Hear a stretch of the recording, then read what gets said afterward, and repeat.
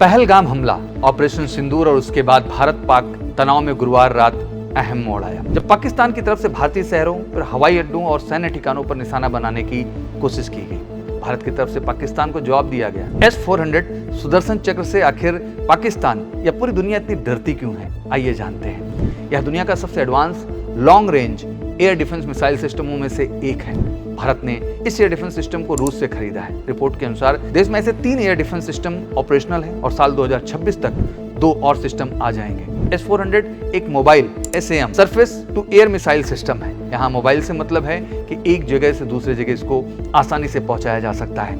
इस सिस्टम को साल 1990 के दशक में रूस में डेवलप किया गया था, तब इसे S-300 सिस्टम के अपग्रेड के तौर पर बनाया गया। कोई भी mobile air defence system radar अन्य सेंसरों की मदद से अपना काम करता है। इसका मुख्य लक्ष्य होता है डिटेक्ट करना, ट्रैक करना और हवाई खतरों से भिड़ना। मोबाइल एयर डिफेंस सिस्टम की सबसे बड़ी खूबी है कि इसे फौरन कहीं भी तैनात किया जा सकता है। इसमें लगे रडार और अन्य सेंसर्स दुश्मन के हवाई खतरों को ट्रैक करते हैं। अन्य सेंसर में इंफ्रारेड कैमरा, रेंज फाइंडर्स आदि शामिल होते हैं। जैसे ही दुश्मन की मिसाइल को ट्रैक कर लिया जाता है, उसके बाद शुरू होता है इंगेजमेंट। इस इंगेजमेंट में मोबाइल एयर डिफेंस सिस्टम से मिसाइलों को फायर किया जाता है, जो दुश्मन की मिसाइलों को टकराकर हवा में ही सारा खेल खत्म कर देती है। मिंट की एक रिपोर्ट के अनुसार S-400 एक साथ 80 टारगेट पर नजर रख सकता है और उनमें से एक बार में 36 टारगेट को हवा में ही हमला करके बर्बाद कर सकता है। इसकी एक और खासियत है कि यह सिस्टम एक बार में प्रत्येक S-400 बैटरी में 8 लॉन्चर होते हैं और प्रत्येक लॉन्चर में 4 मिसाइलें हो सकती हैं, यानी